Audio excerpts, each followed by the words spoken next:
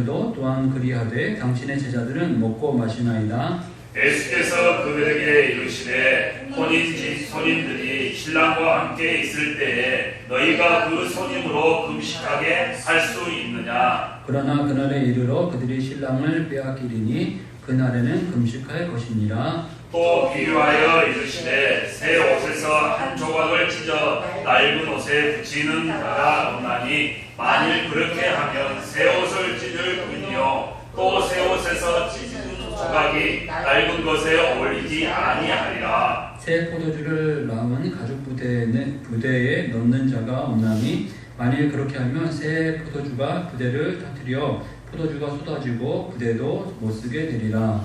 새 포도주는 새 부대에 넣어야 할 것이니라. 네, 같이 하겠습니다. 묵은 포도주를 마시고 새 것을 원하는 자가 없나니 이는 묵은 것이 좋다 함이니라. 아멘.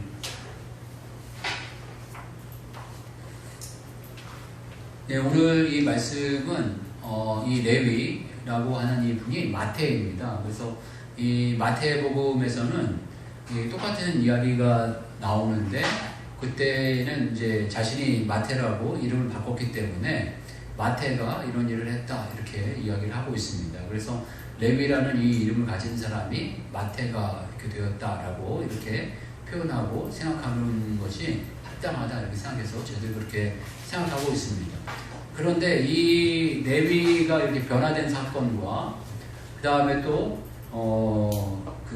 예수님께서 이 땅에 오실 때 의인을 위해 오신 것이 아니라 32절 보게 되면 내가 의인을 부르러 온 것이 아니요 죄인을 불러 해결시키러 왔다 라고 이런 표현들, 그 다음에 맨 마지막에 새 술은 새 부대에 부어야 된다 라는 이 표현들의 이 내용과 그 전반적인 이 흐름이 마태복음이나 이 마가복음이나 누가복음에 동일하게 있습니다. 또 이 마태, 마가, 누가복음에 동일하게 있는 그 내용들이 많이 있지만 어떤 복음서는 좀 길게 쓰고 어떤 복음서는 짧게 쓰고 간략하게 이렇게 정리했지만 어떤 면에서 이 테마가 한 주제일 수도 있지만 이 세 가지 이야기인 것처럼 보이는 어떤 이 마태의 회심, 그다음에 그 죄인의 회개함, 새 술은 새 부대의 이 내용 자체가 이 순서와 이 방향이 똑같이 이렇게 별반 이렇게 다르지 않게 내용이 거진 흡사하다고 하니만큼 비슷하게 이렇게 정확하게 그 분량도 거진 비슷하게 이렇게 내용이 서술된 곳은 몇 개가 되지 않습니다.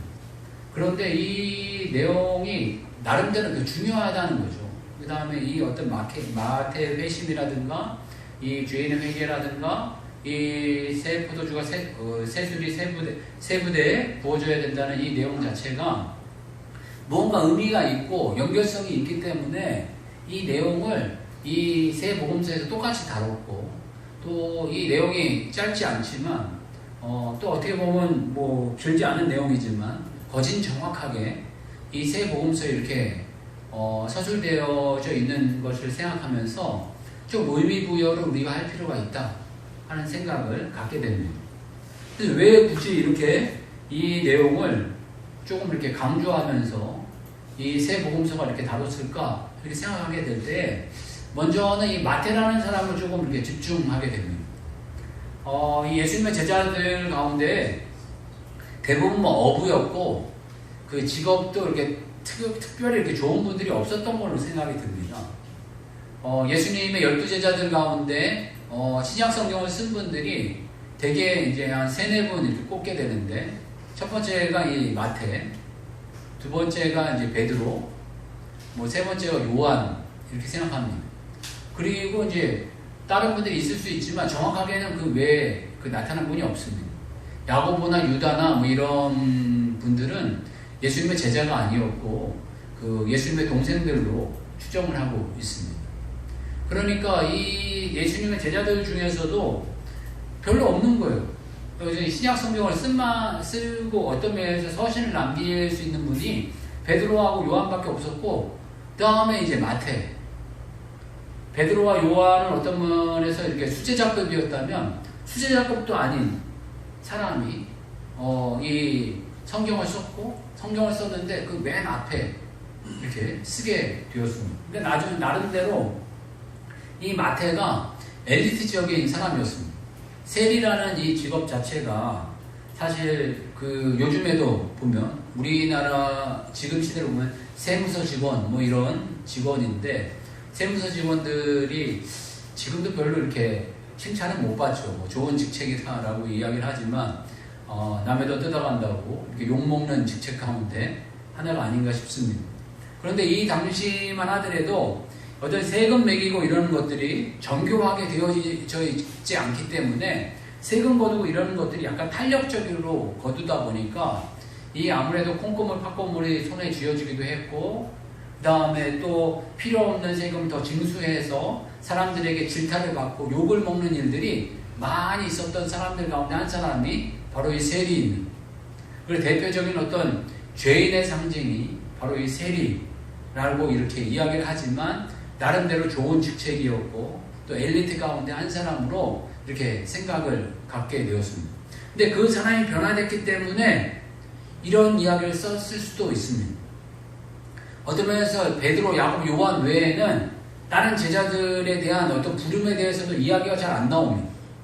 그런데 마태만 이렇게 따로 특별하게 이야기를 하고 있습니다. 나름대로 고위 직책이었기 때문에 이럴 수도 있습니다.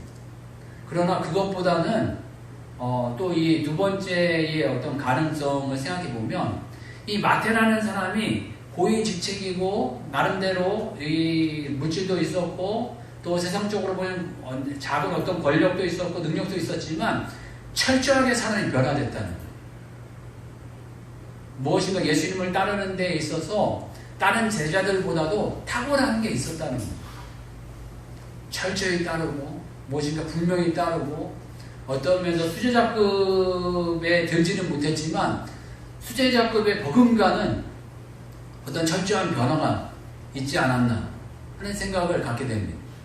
제가 이 사복음서가 뭐 다 좋긴 하지만 요한복음도 많이 좋아했지만 어떤 면에서 참 틀에 딱 맞고 균형 잡히고 어떤 스탠다드적인 모범적인 어떤 복음서를 이렇게 이야기한다면 저는 개인적으로 이 마태복음을 들고 싶습니다. 마태복음 보면 내용 자체가 정말 이렇게 정갈해 그리고 젠틀해요. 그러니까 하나님께서 이 사복음서 가운데 맨 앞에 마태복음을 두셨는지 모르겠습니다. 그러니까 어떤 면에서 이 마태라는 이 사람이 수제자급으로 어떤 큰 부상은 되어지지 않았지만 마태라는 이 사람이 정말 예수님에 대해서 깊이 있게 알았고 또 바르게 알았고 분명하게 아는 어떤 삶의 태도를 보였기 때문에 이 세 복음서 내에서 이 마태 정도 된 사람의 변화는 좀 그래도 써야 되지 않겠나 라는 어떤 이런 어떤 마음 때문에 쓰지 않았을까로 생각을 해보고 상상을 해보게 됩니다. 우리가 이 후반부에 이 두 번째 여러분들이 말씀드렸던 마태의 변화가 크다. 마태라는 이 제자의 어떤 변화가 확실했다. 확고했다. 라는 것을 상상하면서 이 마태의 변화는 뭐가 일어난 건가? 마태는 예수님을 어떠한 마음으로 따랐는가? 이런 부분들에 대해서 저와 오늘 같이 한번 나누면서 저희가 좀 더 마태와 같이 철저하게 주님을 따르는 그런 모습이 있기를 주 이름으로 축복합니다. 이 마태복음은 보게 되면 마태복음서에서 참 제가 제일 좋아하는 말씀이 나옵니다. 마태복음 28장 18절에서 20절 보게 되면 너희는 가서 모든 민족으로 제자를 삼아 라는 이 말씀으로 시작되는 이 말씀이 어떤 면에서 예수님이 우리들에게 해주셨던 지상명령에 대해서 가장 핵심적으로 파악을 잘 했고 이 마태가 그걸 정확하게 표현을 잘했다 싶습니다. 우리 같이 한번 읽어보고 시작할까요? 마태복음 28장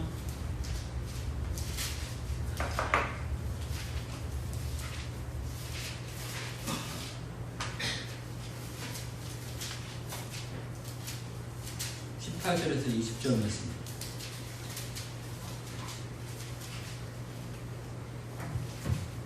예, 같이 한번 읽겠습니다. 자, 시작. 예수께서 나와 말씀하여 이르시되 하늘과 땅의 모든 권세를 내게 주셨으니 그러므로 너희는 가서 모든 민족을 제자로 삼아 아버지와 아들과 성령의 이름으로 세례를 베풀고 내가 너희에게 공부한 모든 것을 가르쳐 지키게 하라. 볼지어다 내가 세상 끝날까지 너희와 항상 함께 있으리라 하시니라. 아멘. 마태는 이 여러 가지 말씀도 잘 이렇게 표현을 잘 했고 또 예수님의 12 제자로서 곁에 있으면서 여러 사건들을 직접적으로 잘 체험하면서 잘 이렇게 서술했지만 뭐 여러 표현 가운데 제가 개인적으로 이 마태복음 28장 18절에서 20절을 대하면서 이 좋아하는 이유는 이 말씀 속에 우리가 살아가야 할 이유, 우리가 존재해야 되는 이유, 그리고 우리가 주님 앞에 또 평가받아야 될 어떤 모습이 이 말씀 속에 있습니다. 그리고 이 말씀은 뭐 제가 좋아해서 좋아하는 것을 떠나서 신학적으로도 보면 지상 대명령이다 이렇게 표현하고 있습니다. 그러니까 주님께서 우리 이 생명을 가진 인간들에게 아니 모든 사람들에게 주신 건 아닙니다.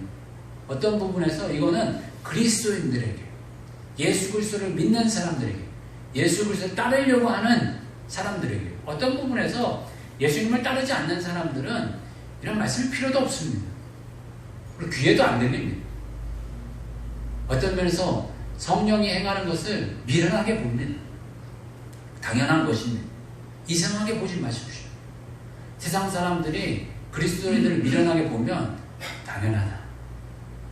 그렇게 여기는 것이 마땅합니다. 너 뭐하니? 이렇게 생각하고 이야기할 수도 있습니다. 또 당연하다 생각하십시오. 영적인 일은 영적으로 봐야 됩니다. 오늘 이 말씀도 보게 되면 그리스도인들에게 영적으로 눈이 띄인 사람들에게 영적인 사명이 있는 사람들에게 주시는 말씀입니다.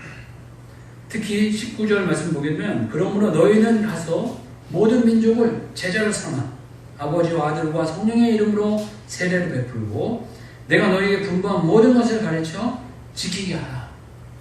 이렇게 표현하고 계십니다. 이 표현을 정말 이 마태가 정확하게 캐치를 한 거예요. 정확하게 캐치를 하고 그걸 자기가 아마 이 이후에 어떤 열매를 맺었는지는 안 나와 있지만 제가 보기에 이 열매를 맺기 위해서 막 그 몸부림치지 않았을까 이런 생각을 갖습니다.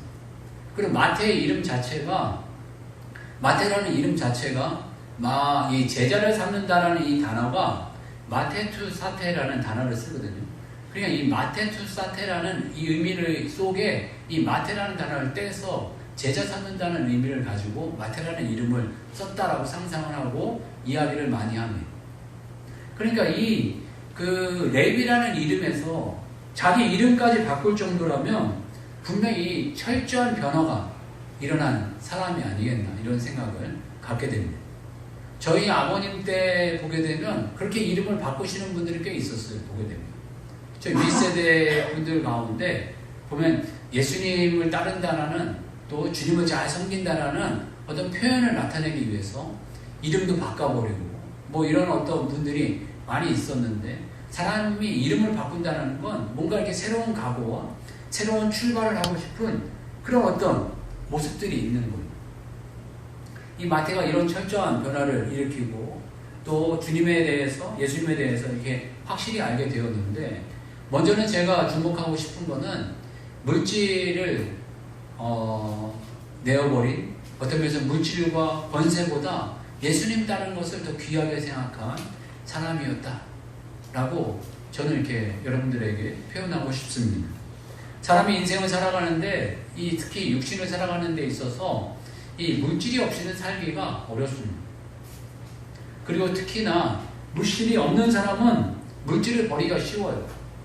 그게 뭐 헌신한다고 이렇게 해서 물질 앞에 헌신합시다 라고 하면은 헌신을 제일 잘하는 사람들이 보게 되면 물질 없는 사람이 헌신하는 경우들이 많이 있어요. 왜 그러냐 하면 물질의 위력을 모르니까 그래요. 저도 보면 물질의 위력을 잘 모릅니다. 그러나 작은 물질이라도 점점 그 샘에 그 물이 들어오듯이 들어와가지고 우리의 삶에 물질이 조금씩 풍부해지면 점점점 드는 마음은 물질 헌신하기 참 어렵다라는 거예요. 그렇게까지 안 해봐서 제가 모르겠는데 100만 원 받을 때 10만 원 11조 하는 거 참 쉽지 않습니다. 그런데 1억 벌게 되면 1000만 원 11조 하는 건 그건 어렵다라고 이야기하더라고요. 의외로 100만 원 벌 때 10만 원 헌금하는 건 어렵지 않다는 거예요. 그런데 1억 벌어서 1000만 원 이렇게 헌금하는 건 쉽지 않다는 거예요. 왜? 물질의 그 위력을 아니까. 물질의 힘을 아니까. 더 크게 10억 벌어가지고 1억 헌금하는 거는 더 어렵죠. 아니, 목돈인데. 저거 내 건데. 이런 마음이 들 겁니다. 그런데 이 셀이라는 이 직책은 그 당시에 돈을 많이 만지는 사람이었습니다. 여기에서 물질이 풍부하니까 자기가 결단할 걸 알고 친구들 불러가 잔치까지 하지 않습니까? 아니, 물질에 대해서는 부담이 없었던 사람이라는 거예요. 자기 물질에 대해 어떤 면에서 그 어려움이 없었고 얼마든지 물질에 대한 힘을 알고 권세를 알았던 사람인데 물질을 내놓는 거예요. 어떤 면에서 물질을 내놨다기보다는 물질을 버리는 거예요. 주님께서 따르라 하시니 예 하고 바로 일어나 나아가는 인생이 되어졌다라는 것입니다. 여러분, 물질 중요합니다. 그렇지만 여러분 자신에게 끊임없이 물어야 됩니다. 내가 물질보다 더 귀한 가치를 두고 있는가? 여러분, 물질보다 더 귀한 가치를 두고 있는 것들이 있나요? 정말 물질만 가치를 두고 있다면 우리가 어떤 부분에서 짐승하고 다른 게 뭐가 있나요? 물질은 귀하게 보이지만 물질이라는 게 결국에는 우리가 먹고 사는 문제 아니겠어요? 짐승들도 보면 먹고 사는 문제가 해결되면 그냥 배불러서 아무것도 안 하려고 그래요. 그렇지만 우리 인간에게는 신의 성품이라는 것이 있어요. 하나님의 속성이라는 것이 있어요. 물질만으로는, 권력만으로는 만족하지 못하는 무언가 더 추구하고 싶은 그런 욕구가 분명히 있습니다. 주님께서는 이 세상에 분명한 우리 인간이 신의 성품에 참여하는 욕구에 어떤 만족할 수 있는 길을 이 말씀 통해 보여주고 계십니다. 이 마태복음 28장 18절에서 20절로 말씀으로 우리들에게 권면하고 있는 거예요. 너희들 제자 삼고 아버지와 아들과 성령의 이름으로 세례를 베풀고 예수께서 분부한 모든 것을 가르쳐 지키게 하는 이 사역이 우리 인생의 가장 행복하고 놀라운 일이다. 그러나 쉽지 않다. 볼지어 내가 세상 끝날까지 너희와 함께 있을 것이다. 약속하시면서 권면하시는 거예요. 사람을 얻는 거 쉽지 않습니다. 그렇지만 우리가 물질보다 더 귀한 가치가 있다는 걸 분명히 나타내야 됩니다. 어떤 면에서 우리가 그러기 위해선 훈련해야 됩니다. 헌금 드리는 거 참 부담스러워 하시는 분들이 있어요. 11조를 왜 드려야 되나요? 감사헌금 왜 하나요? 또 절기헌금은 왜 하나요? 선교헌금은 또 왜 하나요? 이 물질을 귀하게 보니까 이 헌금 드리기가 어려워하는 분들이 있어요. 여러분, 어떤 부분에서 이 헌금은 저에게 드리는 것도 아닙니다. 저를 위해 주는 것도 아닙니다. 목사가 그 헌금 가지고 뭘 하겠습니까? 대부분의 목사들 욕먹는 분들도 참 많이 있지만 돈 벌려고 목사한 사람은 그렇게 한두 명일 겁니다. 대부분 돈 벌려고 목회하겠습니까? 저도 보면 돈 벌려고 목회는 안 했습니다. 저도 돈 벌려고 했으면 돈 벌 길들이 몇 번 있었습니다. 그러나 사람같이 안 될 것 같아가지고 정말 더 좋은 가치, 더 분명한 가치를 택하다 보니까 이 길로 이렇게 걸어오게 되었습니다. 여러분, 하나님께서 돈 필요하지 않습니다. 또 목회자들 돈 때문에 일하는 건 아닙니다. 더 나은 가치를 위해서 나아가려고 할 때 여러분들에게 헌금하고 헌금 드리라 제가 많이 이렇게 권면하는 편은 아니지만 그러는 것은 여러분 자신을 훈련하는 겁니다. 헌금을 드림으로 말미암아서 하나님, 제가 물질보다 하나님을 더 사랑합니다. 아멘. 하나님을 귀하게 생각합니다. 아멘. 그리고 하나님, 물질의 주권이 하나님께 있습니다. 아멘. 그리고 이것을 드림으로 말미암아서 어떤 한 부분에서는 주님 더 축복하실 줄 확신합니다. 아멘. 이런 믿음의 고백으로 드리는 겁니다. 시간이 지나면 저도 그런 고백을 드리게 됩니다. 하나님 물질을 잘 다룰 만한 그릇이 되면 물질을 부으십니다. 좀 저희가 간장종지만한 그릇이면 간장종지만큼 부으시고, 좀 그릇이 커져서 대접만해지면 대접만큼 부으시고, 더 큰 대야만한 그릇이 되어지면 대야만큼 부으시고, 더 크게 하나님께서 감당할 만한 그릇이 되어져 가면 더 큰 물질을 부어주실 것을 저는 확신합니다. 여러분들 삶 가운데서도 좀 그릇이 더욱더 커져가시길 주님을 축복합니다. 아멘. 주님 앞에 물질을 잘 관리하십시오. 정말 헛된데 쓰려고 하지 말고 헌금 드리는 거 잘 드리시려고 노력하시고, 그 다음에 특히 제가 여러분들에게 권면드리고 싶은 거는 선교헌금 하십시오. 선교헌금. 우리가 전도 많이 못하지만 열심히 전도해야 되는데 그 못한다 할지라도 그 하는 표현을 물질로 그 표현을 하십시오. 그래서 우리가 작은 교회지만, 부족한 교회지만 또 누군가를 도울 수 있는 교회가 되어져 간다면 하나님 축복하지 않으시겠습니까? 얘는 물질 주면 선교할래요. 얘는 물질 주면 남을 도와주래요. 라고 한다면 하나님 반드시 부으실 겁니다.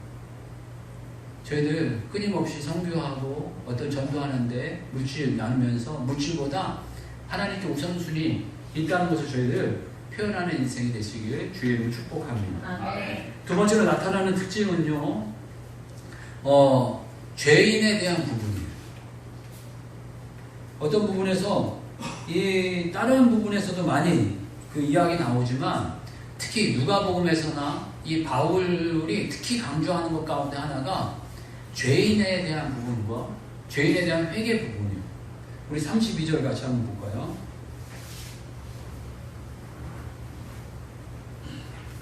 같이 한번 읽겠습니다. 시작.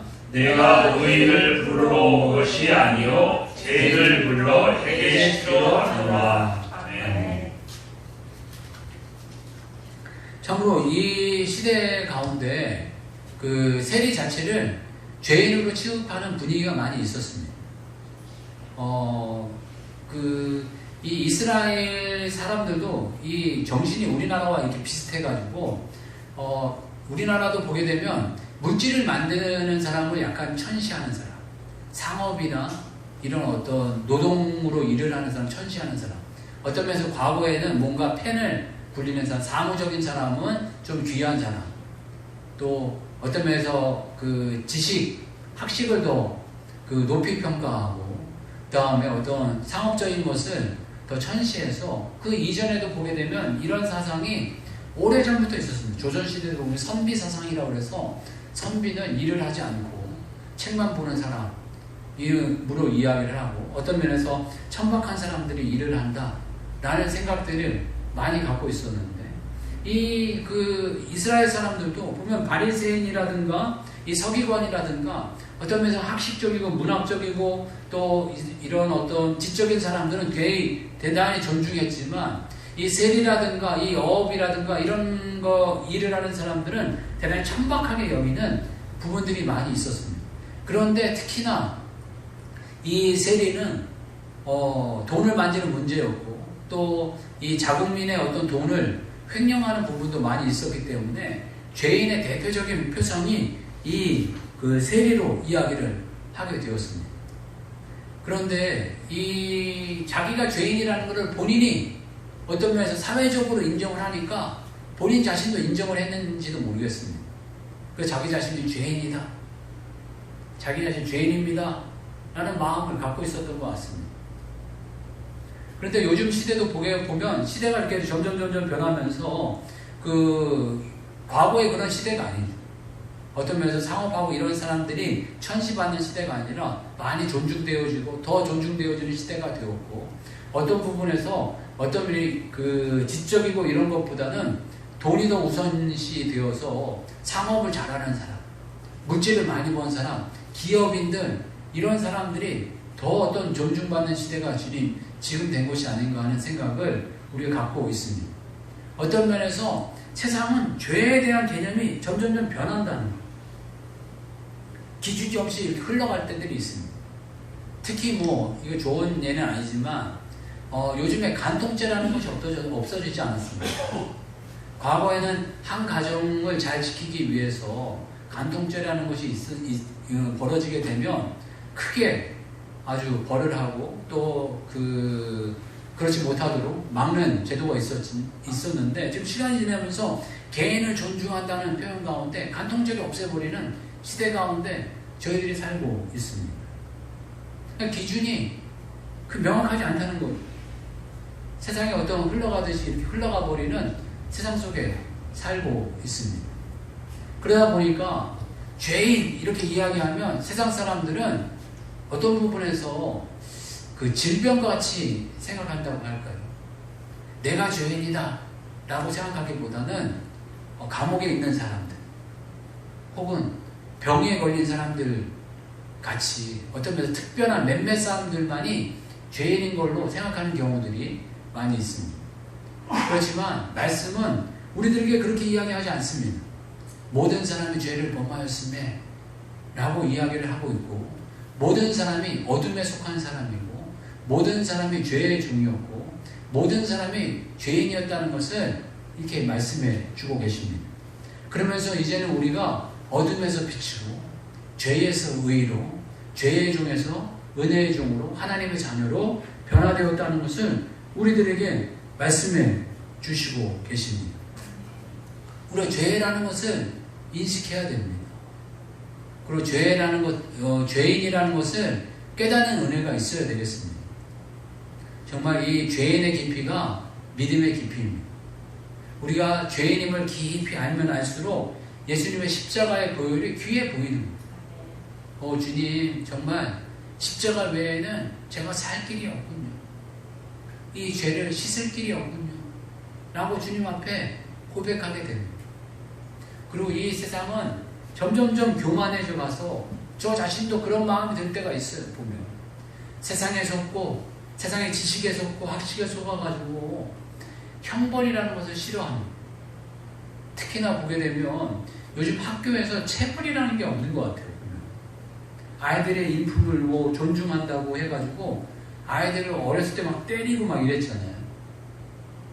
그래서 선생님들 보게 되면 책집 하나씩은 다 들고 다니셨던 것 같아요. 저희 학교 다닐 때 보면 채찍 없었던 선생님들이 없었던 것 같아요. 아니면 출석부로 때리든지 출석부로 때리게 참 좋게 생겼잖아요. 그래서 나중에 보면 6개월만 돼도 너덜너덜해지는 출석부가 이렇게 있었는데 체벌이라는 거를 이렇게 쉽게 하셨다는 거예요.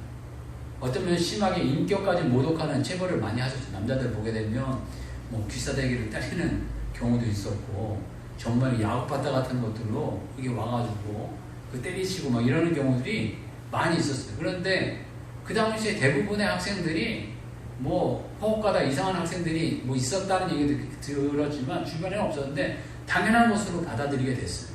당연하다 이렇게 받아들였어요. 그러다 보니까 요즘 시대에 보면 형벌이라든가 체벌에 대해서 두려움이 없어요.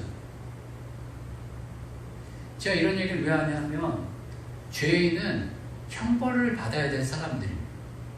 체벌을 받아야 될 사람입니다. 성경에서는 우리들에게 체벌이 없다고 약속하시지 않으셨어요. 하나님은 사랑이시라 이야기하지만 사랑이면서도 체벌하시는 분입니다. 요즘 시대를 보십시오. 아프가니스탄 보게 되니까 난리가 나더라고요. 어떤 분들을 보니까 이게 남의 나라 얘기가 아니다. 우리나라도 이럴 수 있다. 우리나라 정말 미국 철수하고 북한 내려와 봐라. 과거에 이런 나이 드셨던 분들 보면 공산당이 내려와서 얼마나 많은 사람들 죽였냐. 돈 있는 사람들, 또 그 당시에 자기 마음에 안 들었던 사람들, 얼마나 많은 사람을 죽였었냐. 우리나라도 지금 정말 그럴 수 있는 상황이다. 이런 이야기들을 많이 합니다. 그리고 코로나19 한번 보십시오. 수많은 사람들이 죽어나가는 이 상황 가운데 하나님 없다고 이야기할 수 없습니다. 또 하나님 일하신다고 이야기하면 참으로 마음이 참 무거워지지만 하나님 이렇게 벌하실 수도 있는 분이라는 것을 우리들에게 나타내 주십니다. 그래서 성경을 보십시오. 형벌의 마음으로, 체벌의 마음으로 이 성경을 보게 되면 성경은 형벌의 책입니다. 아담과 하와 보십시오. 불순종함으로 말미암아서 죽음을 맞이합니다. 노아 홍수 보십시오. 이 세상을 철저하게 멸하시는 분이라는 것을 말씀하십니다. 이스라엘 보십시오. 자기 백성으로, 선한 백성으로 하나님 사랑하시지만 하나님 앞에 순종하지 않을 때 얼마나 혹독하게 벌을 받는지를 보시길 바랍니다. 그리고 신약에서도 형벌과 체벌이 없다고 이야기하지 않습니다. 요한계시록 보게 되면 형벌과 체벌과 어떤 면에서 우리의 심판이 있다는 것을 우리들에게 말씀해 주고 계십니다. 저와 여러분들이 정말 형벌을 두려워하고 죄인됨을 발견하고 주님 앞에 깊이 있게 회개해가는 인생이 되시길 주님 축복합니다. 그럼 마지막으로 그 마태는 자기 인생 가운데 자기가 새 포도주인 걸 알았습니다. 여러분, 우리는 새 포도주입니다. 우리가 인식하든지 모르든지 간에 우리는 예수 그리스도를 믿는 그 순간 거듭난 자입니다. 중생한 사람들입니다. 새 생명을 얻은 사람입니다. 새 포도주입니다. 우리 에베소서 5장 8절을 볼까요?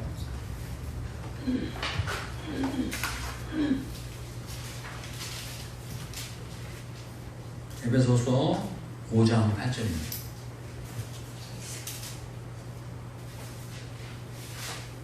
신약 성경 한 중반 뒤쯤에 있죠. 에필볼로세 5장 8절 같이 한번 읽겠습니다. 자, 시작. 너희가 전에는 어둠이더니 이제는 주 안에서 빛이라 빛의 자녀들처럼 행하라. 아멘. 너희가 전에는 어둠이더니 이제는 주 안에서 빛이라. 아멘. 빛의 자녀들처럼 행하라. 표현하고 계십니다. 여기에서 분명하게 우리들에게 말씀해주고 계신 건 너희가 전에는 어둠이었다라는 것입니다. 그런데 이제는 주 안에서 빛이라 표현하고 계십니다. 빛이 되라, 빛처럼 되었다, 이런 표현이 아닙니다. 이제는 빛이라는 것입니다. 어떤 면에서 그 비교 불가하게 완전한 빛이 되었다 라고 우리들에게 표현하고 계십니다. 여러분, 사단 마귀가 우리들에게 괴롭힐 때가 있습니다. 야, 네가 무슨 빛이야? 어둠이지. 야, 네가 무슨 하나님의 자녀야? 죄의 종이지. 네가 무슨 하나님의 상속자야? 그냥 그렇게 살자지 라고 이야기할 때가 있습니다. 그렇지만 우리가 완전히 우리는 예수 그리스도 안에서 변화된 사람이라는 것입니다. 어둠에서 빛으로, 죄에서 의로, 죄의 종에서 이제는 은혜의 종으로, 의의 종으로, 하나님의 자녀로, 하나님의 상속자로, 하나님의 양자로 완전하게 변화된 사람이 되었다는 것을 명명백백하게 곳곳에서 우리들에게 말씀해 주고 계십니다. 그래서 에베소서 이 5장 8절에서는 빛의 자녀라 이렇게 표현하고 계시면서 빛의 열매를 맺어갈 것을 권면하고 있습니다. 에베소서 5장 9절 볼까요? 에베소서 5장 9절입니다. 같이 읽겠습니다. 자, 시작. 빛의 열매는 모든 착함과 의로움과 진실함에 있느니라. 아멘. 이제는 빛의 열매들을 맺어갈 것을 권면해 주고 계십니다. 저희가 반복해서 이야기하지만 우리가 자녀됨의 어떤 그 모습들, 하나님의 그 성품을 닮아가는 것은 일순간에 되어지지 않습니다. 우리가 끊임없이 어떤 면에서 노력과 훈련과 열매의 결과들입니다. 우리가 이 빛의 열매들은 한순간에 이루어지지 않습니다. 착함과 의로움과 진실함이라 표현하고 있는데, 착함이라고 표현하는 것은 관대한 마음, 온유한 마음, 이런 표현들을 하고 있습니다. 의로움이라는 것은 자신의 의무를 잘 이행하고 올바른 행위, 올바른 것을 따름, 이런 것을 나타냅니다. 진실함이라는 것은 순수함과 정직함, 이런 것들을 표현합니다. 반대로 어둠이라고 하는 것은 악함, 또 의로움을 넘어서 불의, 진실함을 넘어서 거짓, 이런 것들이 어둠이라는 거죠. 그런 것들과 타협하지 말고 그리스도인이라는 것은 우리 그리스도인 안에서 특히 믿는 자들 안에서 착함을 보이고 의로움을 보이고 진실함을 보이라는 것입니다. 새 포도주는 새 부대, 새 포도주는 새 가죽 부대, 새 부대에 넣으라고 표현하고 계십니다. 어떤 부분에서 세상 속에서 이렇게 살아야 되는 부분도 있지만 세상 속에서 이러한 것들을 나타내기가 쉽지 않습니다. 착해도 착함을 믿지 않습니다. 어떤 분은 의로워도 의로움을 믿지 않습니다. 진실해도 진실함을 믿지 않습니다. 어떤 면에서 믿음의 공동체 내에서 더욱 우리들이 이런 어떤 빛의 열매들을 잘 맺혀서 이 빛의 열매를 세상 속으로 세상을 향해서 비춰나가는 주의 종들이 되시길 주님을 축복합니다. 아멘. 마태는 정말 이러한 모습으로 철저하게 변화되었습니다. 어떤 부분에는 많이 나타나지 않고 무명의 그리스도인 같이 마태는 그 내용이 잘 드러나지 않지만 정말 마태는 철저하게 변화되었기 때문에 이런 어떠한 이 새 복음서에서 높이 평가하고 있는 것이 아닌가 싶습니다. 저희들도 주님 만나고 주님 앞에 변화될 때 조금 더 철저히 변화되고 조금 더 주님 닮아가고 조금 더 주님 말씀 따라 살아가는 주의 종들 되시길 주의 이름 축복합니다. 아멘. 좀 기도하겠습니다. 기도할 때 저희들 마태같이 정말 철저히 잘 변화되어져 가고 열매 맺는 인생이 되게 해달라고 같이 한번 기도하겠습니다. 주여 한번 해주고 같이 기도하겠습니다. 주여 하나님 아버지 하나님 감사합니다. 이 미련한 종들